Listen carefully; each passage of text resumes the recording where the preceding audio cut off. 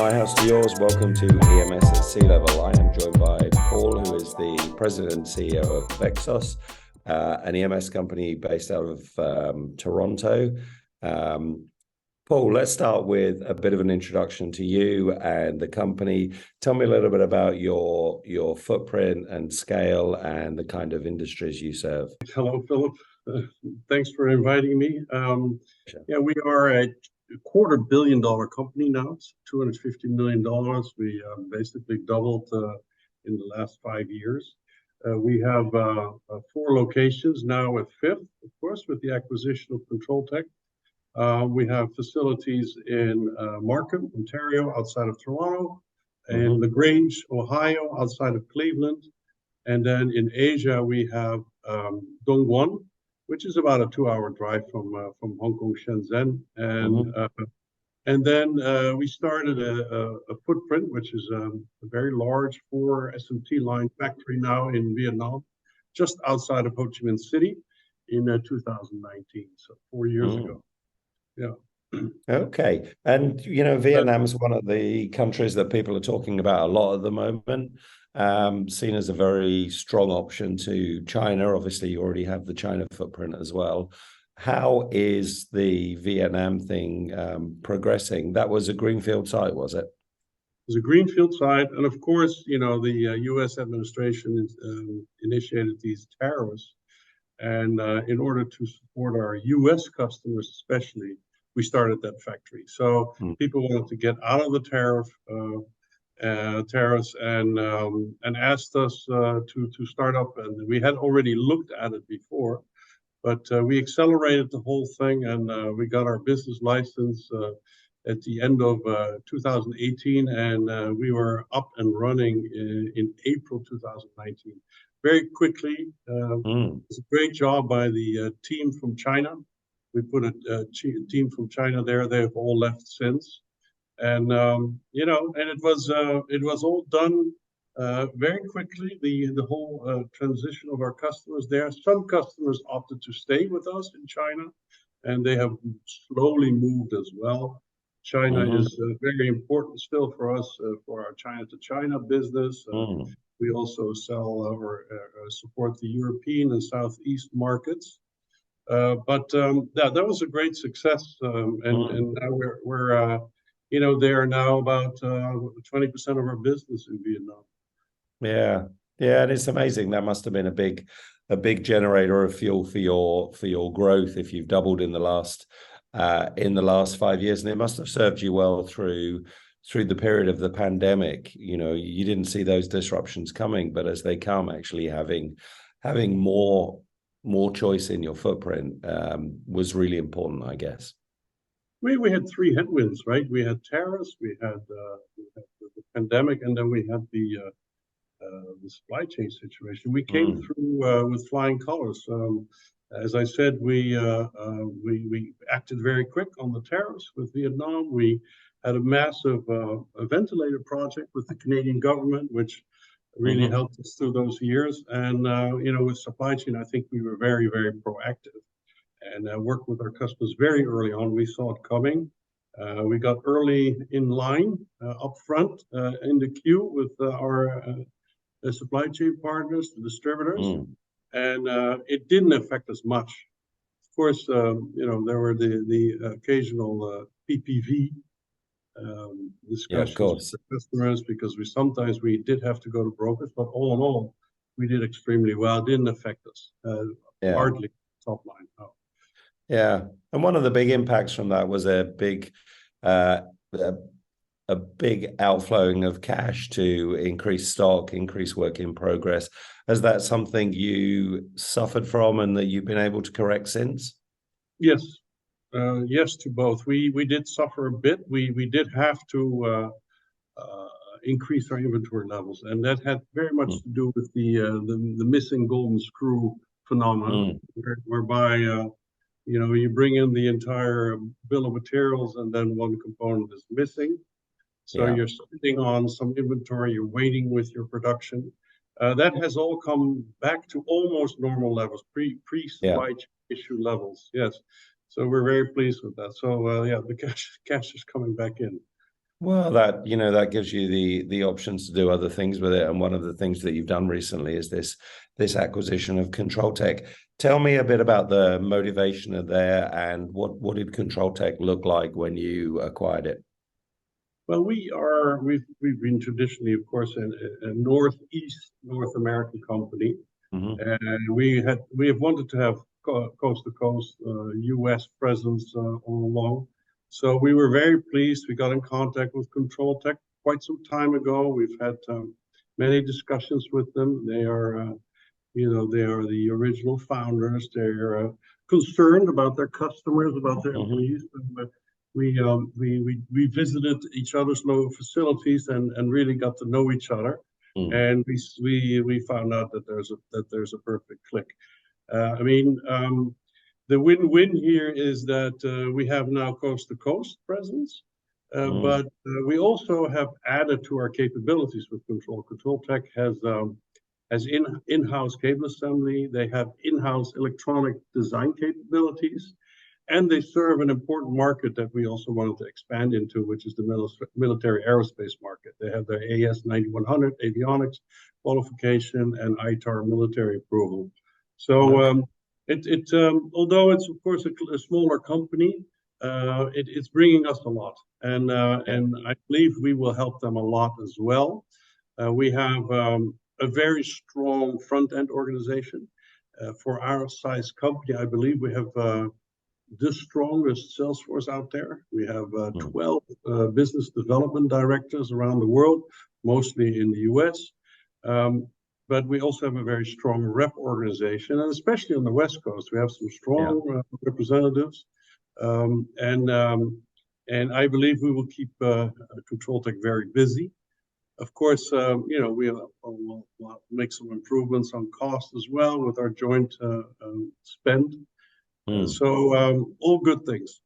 Yeah, you've got that scale. Once you get that past that 250 million kind of mark, it kind of puts you in a different league. It puts you perhaps at the negotiating table for more companies, and it also gives you a bit more leverage in the supply chain. And we've certainly learned in the last year that supply chain leverage is pretty important. And it feels like it ticked a lot of boxes for you. You got geography out of it, you got capacity out of it, you got capability, you got the ability to approach a new industry that you wanted to be focused on. Just going back to the mix generally, what kind of industries are you generally serving? Is it more the high reliability, higher value market that you're in? Exactly. High reliability, high end, high performance. It's I would say the low volume, mid volume, high mix markets. We are, as I said, now entering mil aero, but we are strong in medical already.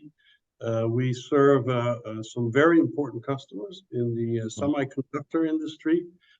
We have grown a lot in e-mobility, e-charging, e-vehicles, Okay.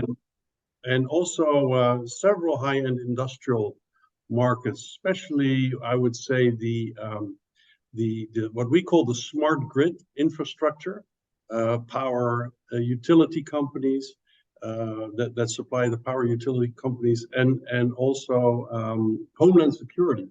We do a lot Mm.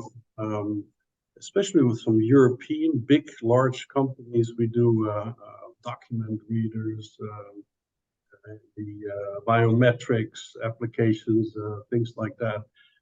And now also we see that a lot of access control companies are Yeah. getting more and more into electronics. So there's good opportunities there. But it's always high end, high performance. We pride ourselves of being a very flexible, customer friendly, very very easily accessible. I mean, our executives are constantly talking to all our top accounts and medium Mm. accounts, and still we provide that what we call this sometimes the tier one skill sets. I mean, Mm. we have a very strong design for excellence engineering, value engineering group. We have a very strong supply chain group that helped us really through the supply chain crisis. And we have a worldwide group, not only to support the factories, but on a higher strategic when it comes to escalating, partnering with the distributors. We have our global presence. We have the NPI capabilities. And and very importantly, what is quite unique, we have our so-called CMS business, which is customized material solutions. And we go way back. I mean, we were formed from a merger, and the Stacy part of our business started many years ago in sourcing mechanicals and electromechanicals in the China region, mostly in the Pearl River Delta between Guangzhou and Shenzhen. And we have relationships with 30 plus suppliers that go back 20 plus years in all sorts of commodities. And then we from low cost to very high performance, the bare boards, we do the plastics, the metals, the heat sinks, the cable assemblies, the antennas, the man-machine interface, touch screens, et cetera, we bring in with those partners to our customers and then provide a one-stop shop to build their box build. Yeah, but Paul, it sounds like a very much a tier one service. I'm super impressed with the business development team you've got, and the accessibility to the executive team is hugely valuable to all your customers. Yeah, and that's been really important in the last few years. So it's a great combination. Two other topics that I wanted to touch on, both kind of big trends we're hearing about in the industry. One is geopolitics and one is talent. Just on the geopolitics first, I was really glad to hear you say that China was still important to you from a servicing the local market. You have global accounts, they're going to need to ship in China. So any kind of wholesale exodus from China is in some way foolish. But you've actually already built out your second part of your Asian footprint. You have a strong footprint in the Americas. How do you see that geopolitics going forward? And do you have plans to expand your footprint maybe into some of the lower cost regions in Europe or Central America? What are you thinking next? Yeah, exactly. We find China still very important for what I said before. We have Western companies that have their facilities in China, and they very much appreciate working with us to supply them locally. Several customers outside of Poland, North America, still want to have the supply chain from China. Again, our CMS business, these mechanical, electromechanicals commodities, very much are still very competitive, even with tariffs. I mean, look at bare boards. I mean, and plastics, metals. So even with some tariffs who have come down with certain commodities, we can still be very competitive. So that we still see a continued future with China. We are looking for a geographic expansion, and I hope to announce one this year. This is a cliffhanger, but I'll give you the breaking news when it's that far. But what you mentioned, those regions are definitely on our list for further expansion. Yeah. And last question, talent is a concern to many companies, particularly in Europe and particularly in the United States. You're headquartered in Markham. It's not short of EMS companies in Markham, Ontario. So obviously talent is an issue. How do you feel about talent constraints? Do you feel automation is a solution? Do you think internal trading and building your own talent infrastructure out is important? How do you mitigate those talent shortages? We always look at ways to automate. Now, in our space, it's not that easy in the high mix space, and we do a lot of NPI work, and so it's not that easy. But where we can automate, we will automate. Very much interested in investing in the future and in growth. When it comes to talent, we don't have an issue. I think Vexos has a very good reputation as an employer. We do spend quite a lot of time and money in training our people. In our facility in Markham, Ontario, where there's a lot of what the guys call, what the team calls new Canadians. There's a lot of inflow of new talent that we gladly take on board and train in-house.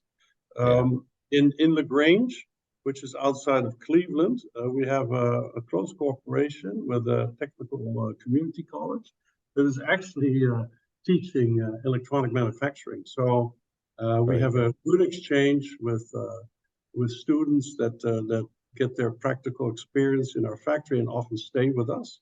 And the same in Vietnam. We do a lot of electronic assembly training in Vietnam. We have English classes, so that there's a real, call it mini university, being developed in our facility in Vietnam. Dong Nguyen is very, very stable. We have very little turnover. That was something of the past. And right now we have a very loyal, very skilled labor force in the engineering team in Dong Nguyen as well. And ControlTek has been doing extremely well. ControlTek has a great track record in retaining people and doing this and also doing the in-training.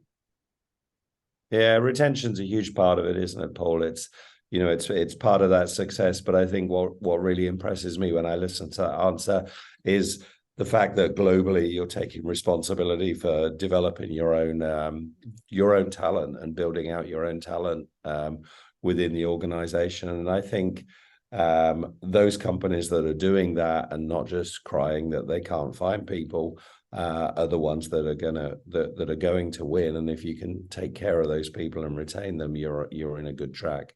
Paul, it sounds like a very successful business that's moving in the right direction. 250 million this year, potentially another acquisition coming up before the end of the year. I wish you every success. Thanks so much for talking to me, and I look forward to chatting again soon and hearing about your progress. Certainly. Thank you very much. We'll stay in touch.